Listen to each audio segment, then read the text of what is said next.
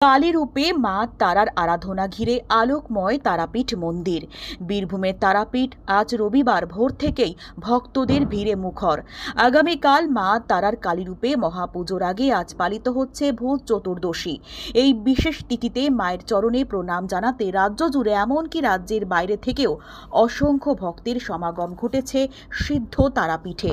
সন্ধে নামতেই আলোকসজ্জায় ঝলমল করে উঠেছে তারাপীঠ মন্দির চত্বর। মায়ের মন্দির, ঘাট, আশ্রম পথ, এমনকি বাজার পর্যন্ত আলোয় সেজে উঠেছে এক উৎসব মুখর রূপে।